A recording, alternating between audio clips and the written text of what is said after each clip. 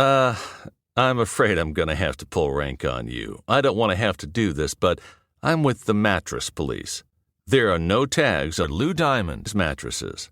Plenty of stains, but no tags. Would you like to learn from those that are taking their lives, their businesses, and their passions to the next level?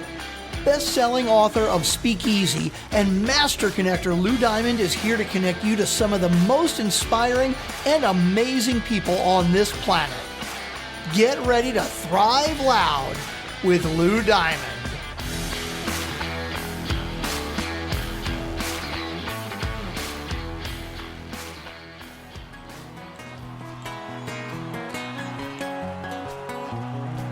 I got my toes in the water, ass in the sand, not a worry in a world of cold beer in my hand. Life is good today.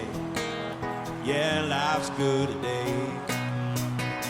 Welcome everyone to another spectacular episode of Thrive Loud with Lou Diamond, connecting you to the most inspiring and amazing people that are thriving each and every day. I'm your host, Lou Diamond. Oh my goodness, today's gonna be a fun one. Because today on Thrive Loud, we have two pretty amazing women coming on the program right now. They met in college, we won't put a date, a while back, where they developed a lifelong friendship and a passion for their alma mater, Cornell University. So much so that their gratitude for their college years launched a podcast program years later where they introduced listeners to past and present Cornellians to hear where they are now, what they are most thankful for, and why they are most thankful to Cornell. In an episode that is bound to go off the rails because somebody had 3 Manhattans at lunch. That may have been me.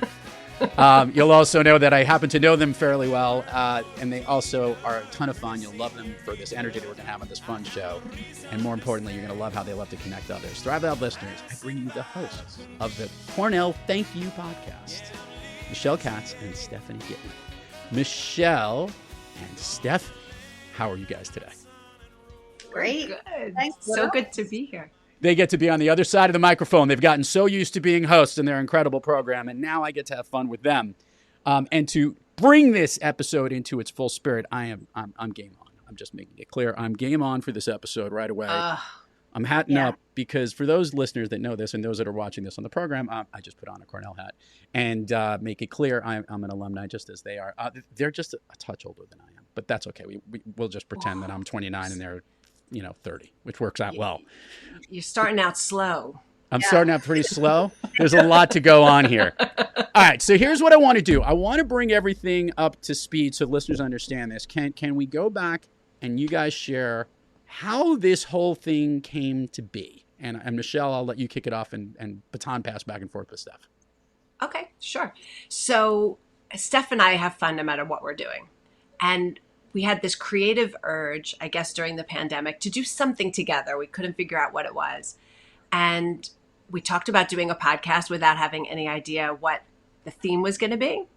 But we talked about it one day on the treadmill. I said, maybe we can do this, and ran it by Steph. And it just evolved into what it is today from just a teeny tiny idea. And it's literally like maybe the best part of my week. Steph, you want to explain what this is?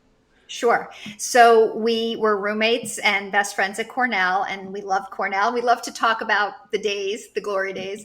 And so the idea was to do a podcast focused on people's memories and experiences at Cornell, and then what they're doing now with their Cornell degree. So in the spirit of being grateful that we both went to Cornell, we decided to call it Cornell Thank You, with the U being a U like a university. And honestly, Lou, it started, I would say, like as a lark, just again, as Michelle said, something for the two of us to do together because we love just laughing and having fun together. And somewhere along the way, it really turned into something more than that. And we have met the most interesting people, including me meeting you and other people that are just doing great things. And so that's sort of how it all started.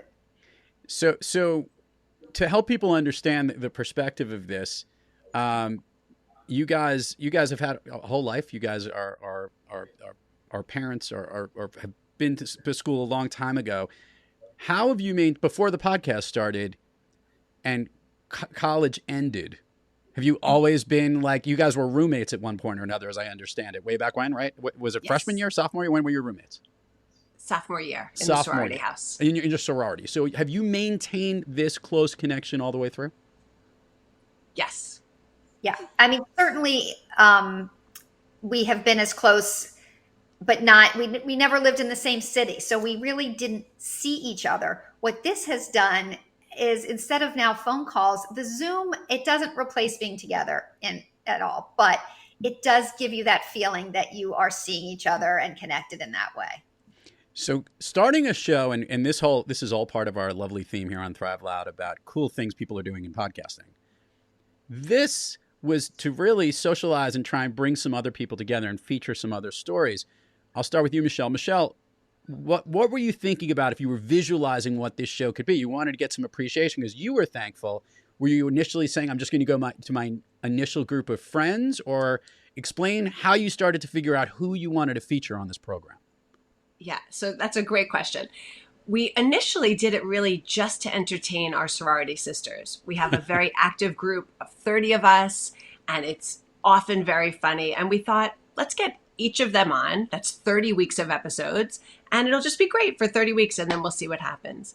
And after maybe the 5th or 6th episode, Steph said, I think we have to expand our reach. We can't just have women in their 50s on our text list. So we started reaching out, really just word of mouth, and this person knew that person, and cold emailing. And it has been incredible. It's turned into something different where we look forward to bringing our friends and our listeners some of the most interesting people that we've ever met. Stephanie, you want to give a perspective as to some of the people outside of your group of friends that have started to come on this program? Well, okay. So as Michelle said, we started off with our friends, but then like you, Lou, you were one of the first people that we reached out to that, yes, you turned the corner for us because you were not someone that I knew, well from Cornell. Michelle had kept in touch with you, but you were doing something that was totally different than anyone we spoke with. And from there, we reached out to other people we knew. Rob Price is the CEO of School of Rock. Yeah. That was really cool. Then that led us to his brother, Dave Price, who's a not a meteorologist. I take that back. He was very specific about that. He's a weatherman, a weather forecaster. Yes. For NBC. So, it was like Michelle said, one guest led to another. And we've met people in all different industries, all different ages. And then it was Michelle's idea to also focus on some current students. And those actually have been some of our biggest, most listened to episodes. People really want to hear what's happening now at Cornell as well. Michelle, let's talk about what we're discussing on this show. This is actually an interesting way that you guys have pieced this together because you guys are developing the content based on who you're speaking with. Help share with our listeners here on Thrive Loud what people learn about the guests that you bring on the show on Cornell. Thank you. What did they learn? Well, I think, first of all, one of the most fun things about the episodes is the relatable speed round at the end. People love to compare their loves of Cornell with the guest loves, where they studied or ate. People love that. And then I think people are just naturally curious about both what's happening on campus, what's possible for themselves if they have the same degree as somebody that was on the podcast, excuse me. And I think everyone just likes a good story. And these people have great stories. Would you agree, Steph? I would. Yeah, it's equal parts nostalgia, goofiness, fun, and then really hearing, wow, Cornellians are doing amazing things. Yeah. So we try to blend all of that together in each episode. So here's an interesting perspective I wanted to share with you two. Obviously, the three of us are a little biased. Listeners know I'm from Cornell, and they are as well. Yes. And obviously, we have a perspective to what makes that university unique to us. And it's different for every year, and everyone has their own little piece of whatever school it is. Well, I had somebody listen to the program, your program, the one I was on as a guest, who went to a school on the whole other side of the country at USC. And he listened to it and said, this is a spectacular idea. He goes, this is bringing everyone is always trying to link alumni networks together and trying to get different perspective. They're trying to connect, new people to old people, and no one can really relate. But what you've actually done and featured is kind of go back in time a little bit as to what their experience was like, and then trying to bring it forward to what they're doing today. And this particular individual has a child at a university and said to me, they listened to the episode so that they can understand, wow, listen to what that professional's doing now, or how they took what they were studying in school and brought it forward. Forget about the fact that it's from Cornell. Other people are appreciating it. And to this point, I already know of other universities that have heard about what you guys are doing and are saying, wouldn't it be great if we could do something like that? Because it's a unique way to use podcasting, your friendship and relationship, to help connect others who have some similar experience, which is like taking social media and putting it on steroids is the best way to describe it.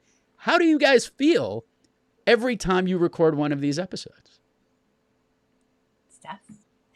I always leave feeling inspired and happy, to be honest. Happy because, again, Michelle and I had that time together. We always laugh. There's always a laugh. And so that always leaves me feeling happy and inspired. I mean, we talked to a young woman today that has started numerous businesses. She's a mother.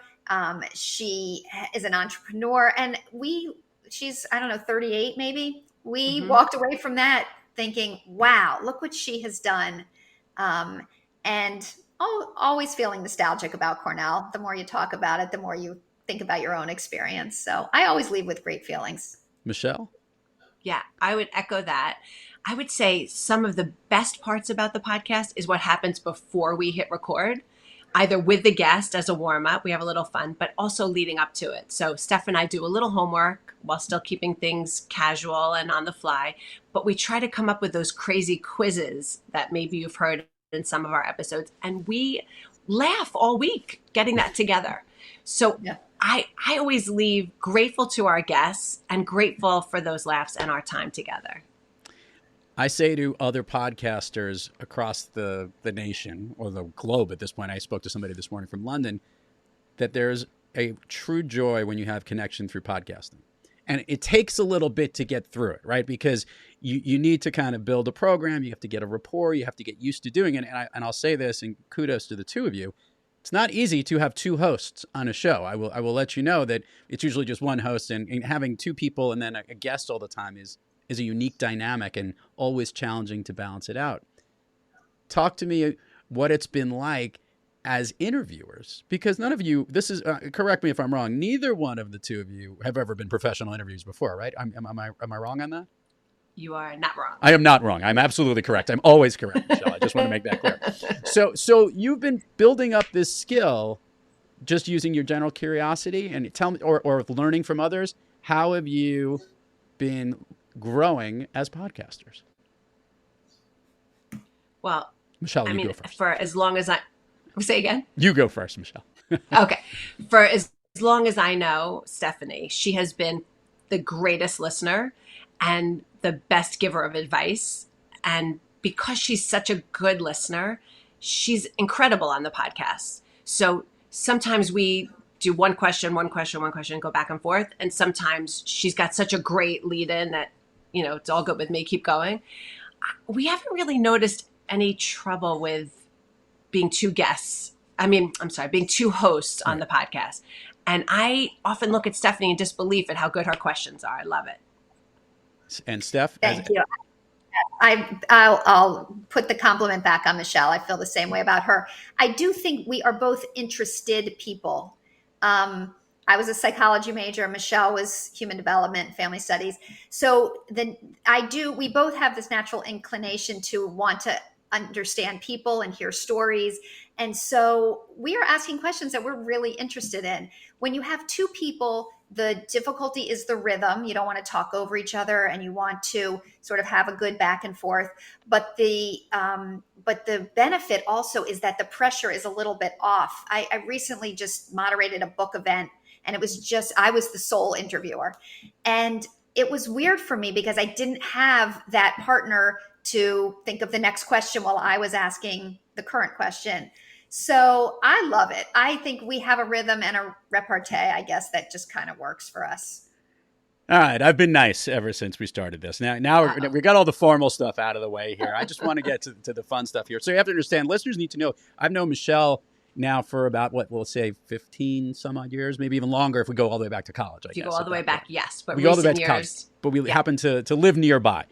And one of the things that I laugh about, which I'm going to share about now, is obviously one of the biggest hurdles that people have when it comes to podcasting, where we're not familiar with this, is the technology itself and all the craziness and all the effects. Let's talk about the evolution of Cornell Thank You from episode 1, 2, and 3 to where we are today, because I'd say you getting used to this stuff. You're getting comfortable with all the sound, the tech, the editing, the production, the stuff that nobody who listens to your show regularly understands is required to make a show really successful. I'll let you go first, Michelle. So first of all, you helped me learn how to edit. I mean, I would be nowhere without you. So you were a great teacher. And the editing software you suggested is a pleasure. And I love doing the edit. I just love it. So yeah, I would say, actually, you helped us with the other tech too, microphones to get and headphones to use. So you really get credit for helping us get started from a This was the point of view. self-aggrandization of myself here. I just wanted to get a compliment on the show. You can get it other way. Now you can go through it. What a setup. I'm wearing a volleyball hat here. Let's make it clear. So. Yeah, so I would say that stuff took a little bit of learning, not terrible. And now, I think we're up and running. I don't think we have too many tech problems.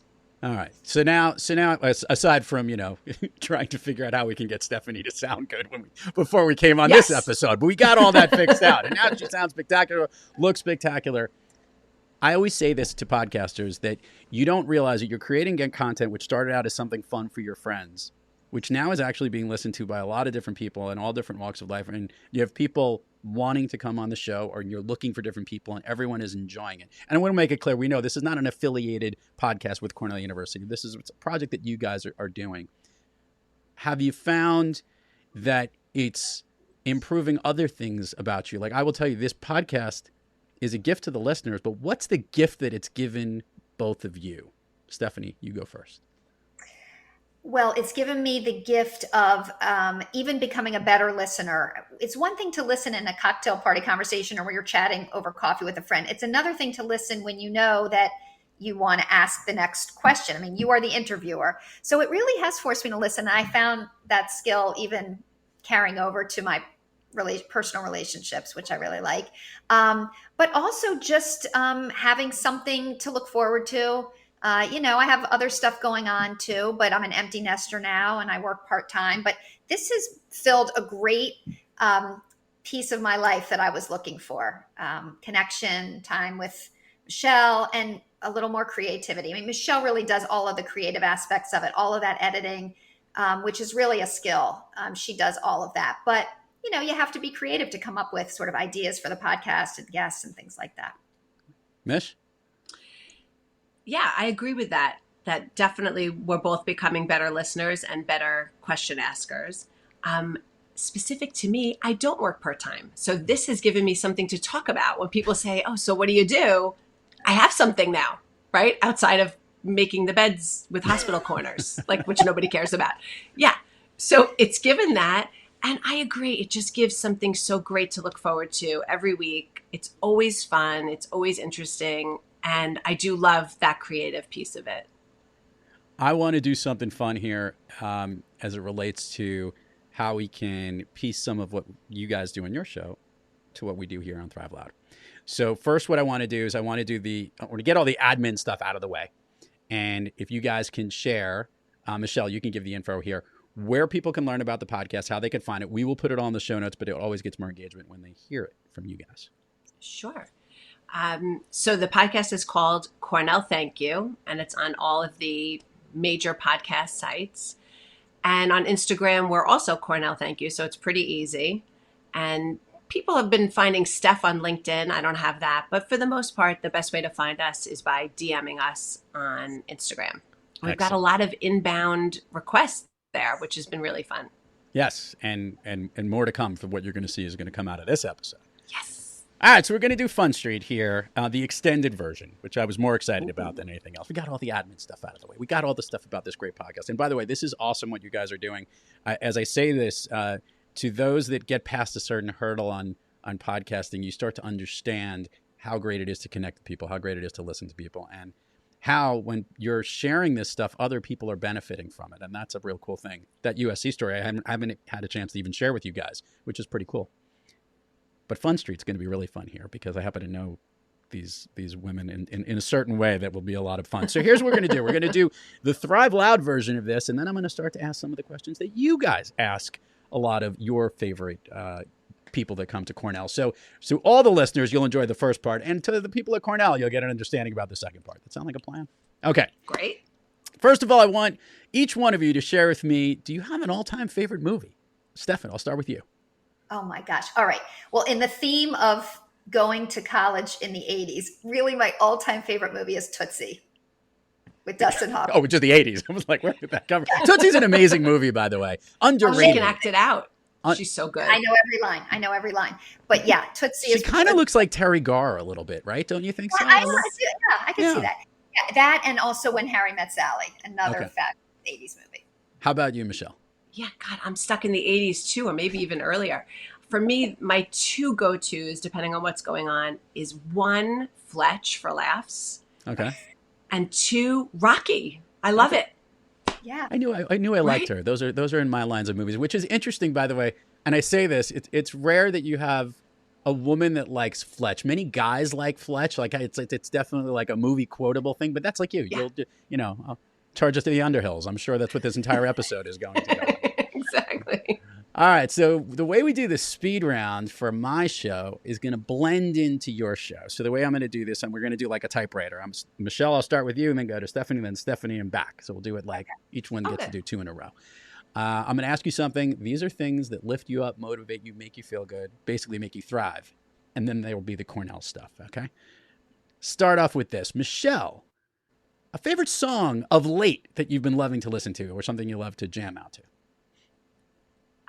I love the entire new Taylor Swift album. Okay. Did you get tickets? Were you able to get tickets to the concert? Because nobody could. I know. But I do. I love that entire album, every song. Gotcha. Stephanie.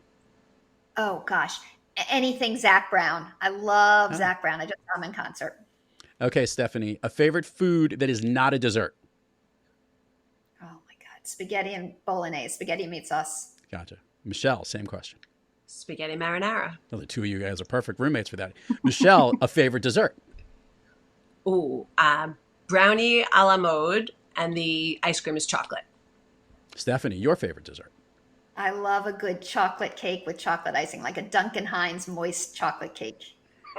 Stephanie, an activity you wish you did more of? Oh, gosh. An activity I wish I did more of.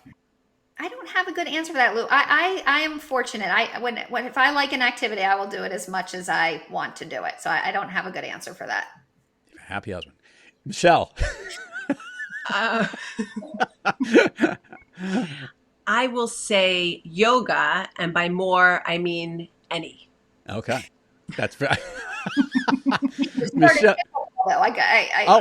That's true. By the way, I played pickleball last night, by the way. It's awesome. Yeah, I really like it. We can talk more about that. All right, Michelle, an activity you wish you did less of? Staying up late till 1, 2 in the morning for no reason. For no reason. How about you, Stephanie? An activity you wish you did less of? Probably, I sometimes watch too much reality TV. Okay. Stephanie, if I could snap my fingers and you could be anywhere in the world, where are you? I would say, and I'm going to go there in the spring. I'll go to Florence, Italy. Ooh. And Michelle, where would you want to be? Can I say like present moment, present day? Yeah, you could be right here, right? You're here where you are? Is that what you want to say? Here, but like, this moment in time. Okay. Not this particular second, although I enjoy your company. Yes, I understand. mean, this stage of my life. Got it. You like it.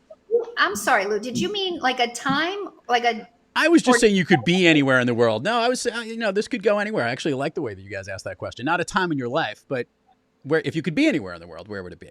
That's what I was going to. Like a location. Some people say right here. I'm very happy. Some people she's happy right now in her life. So was there a physical location, Michelle, you'd want to go to? I would take everything that I have right now, including you guys, and transport us to Cornell campus. Okay. If I'm being honest. I would like to be there. I will tell you this just because we're recording this in mid-November and there's like a blizzard hitting Buffalo where I think they're calling it Snowmageddon. I think actually the guy you interviewed, David Price, called it Snowmageddon the other day.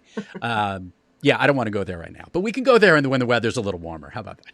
Fair. I was just there a few weeks ago, so I guess it was actually pretty nice. It was like 70 degrees. It was awesome. Okay. Yes. Speaking of Cornell, for those not Cornell fans, we're going to explain this to you. Okay, back in the day, Stephanie, hot truck or Louis?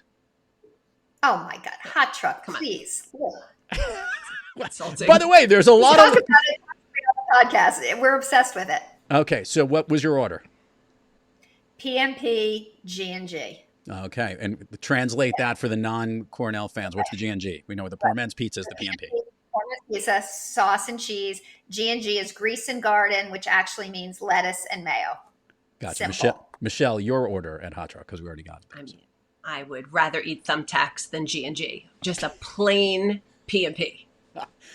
Listeners need to know that the original Stouffer's French bread pizza recipe came from Hot Truck, which was this truck that literally was at the part of West Campus at Cornell, which was open till who knows what hour in the morning, and that's literally our late night place that we would go. Now, I will let you know it is no longer physically there. I have had two students at Cornell, one who's still there, and Louis is, by the way, I've had Louis recently.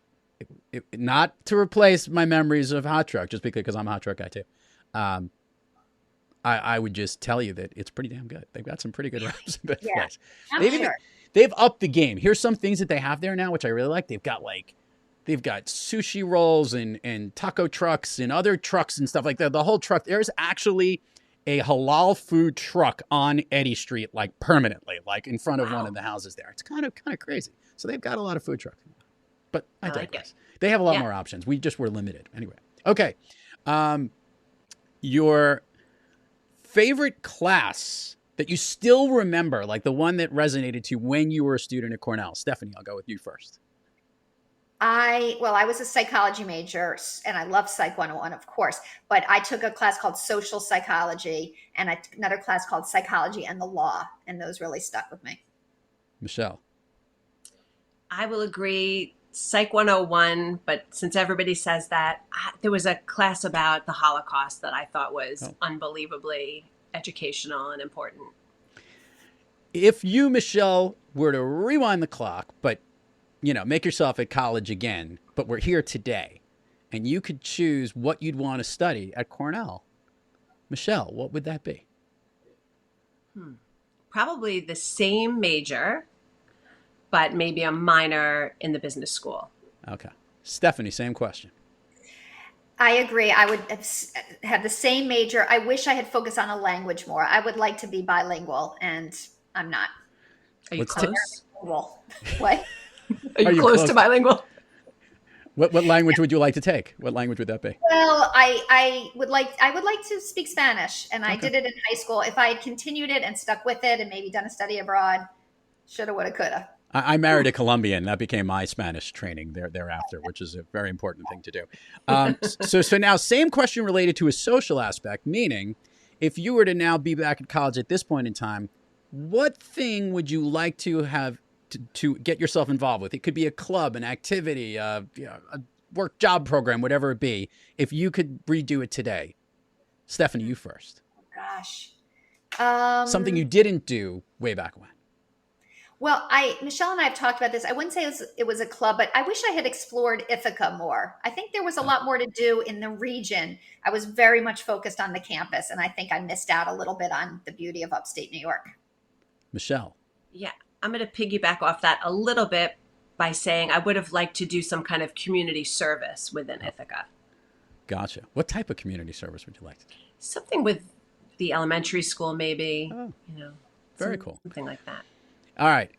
If you were now, with all the knowledge from, the 10 years since you guys graduated, I kid, we're not dating this podcast.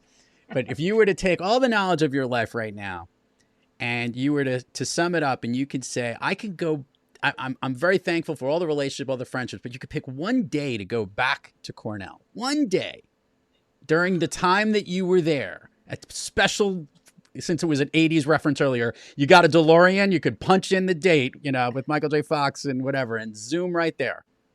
What would that be? What experience would that be for you? Michelle, you first. I think probably the first day we moved into the sorority house. It was an amazing experience, and you never get a chance to meet 45 girls in close quarters like that. And we set up our room. It was just a great day. A little pressure on you, Steph, since that was the day that you were involved there. Great answer. I'll give another memory. We have a photograph of, I don't know if you remember Fun in the Sun. It was of course. Okay. So it was on the art squad for the listeners, and the fraternities and sororities all had different booths and fun things. And we have a photo of Michelle and I. You know what a hippity hop is? Those big red, like inflatable balls that you bounce on. And someone had created a makeshift pool in the middle of the art squad. And there's a photo of Michelle and I doing hippity hop racing in the pool. And you can see in the smiles, it is just total fun and joy. And yes, it was, I think, the beginning of our sophomore year. And that really kicked off the greatest year that we had there. So I don't know. I'd go back and relive it. Back in the day, my particular fraternity actually built a water jousting thing for Fun in the Sun, where literally there was a pool and you had a water joust. By the way, all these activities just wouldn't happen today. I mean, it's sad or whatever, but it was definitely a lot of fun. And I do remember the pool things going on in that particular day. To put a bow on this thing, you guys are probably going to continue to do this one because you both love doing it and you both happen to be excellent podcasters and phenomenal interviewers. Give me a wish list of who you'd like to have come on Cornell Thank You that you'd love to feature. Or it doesn't have to be specific names of people, or maybe it could just be certain roles. And Michelle, I'll start with you with that question. Well, and we have tried. We would like President Pollock, but we have not been able to get her. So yeah, that'd be a great interview, I think. Please, President Pollock. That's the president of Cornell University. Martha, if you're listening, please come on here. We will get her. You know what? I bet we could swing something like that. It may have to be like one of those quick ones, but I bet you can do it. And what about you? We tried Andrea Savage, who is an actress and a comedian. She's busy. We haven't heard from her. And then the other one was Kate Snow from NBC. She's she has an issue with NBC doesn't let her go on podcasts, just to be known. We were actually I had a feeling. So. She and I are in the same committee, so we have to do that. But it's just a thing. But you know what? You may have an argument because you got David. So maybe we can work on Kate and get her on there. She is awesome, by the way, and she's very impressive, and she's right around the same time as us. Yeah. Yes, go ahead. Can I hijack things just for 1 second? Hijack it away. Go crazy. I got to hijack. I read your book this week. Yeah. Here's what you don't know about Steph and me. We love a double entendre. Your book was loaded with double entendres. And Stephanie's going to read it next, but she's always in the middle of like a 1,200-page book, so I don't know what it'll be. But mine's only like 160, so you're okay. It was so good. It was so good. I really learned a lot. So I just wanted to tell you that it was so good, and we are going to highlight that on our Instagram. Well, I love it. And just so the two of you know, you guys exemplify how you need to be in every conversation, and you're doing a great job. I have to say this as your outside podcasting advisor, you guys are kicking ass and doing a great job. Everybody's got to check out Cornell Thank You. These two rock stars who have smiles from ear to ear. And if only I looked as good as they did. But I did brand well today. I came on the show and you did this. Thank you both for what you're doing, and thanks for coming on the program. Thanks, Lou. It was so much fun. You got it. And to all our listeners out there, thank you for joining us. And until next time, keep moving onward and upward. And remember, be brief, be bright, be gone. Just put your ass in a lawn chair, toes in the clay. Not a worry in a world of PBR on the way. Life is good today. Yes, life's good today.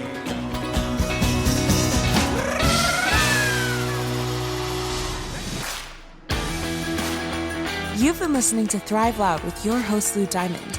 Check us out on the web at thriveloud.com and follow us on Instagram, LinkedIn, Twitter, and Facebook at Thrive Loud. And check us out on the Good Pods app at Thrive Loud, where you can follow, listen, and connect directly to Lou and all of the Thrive Loud episodes. Thanks for listening.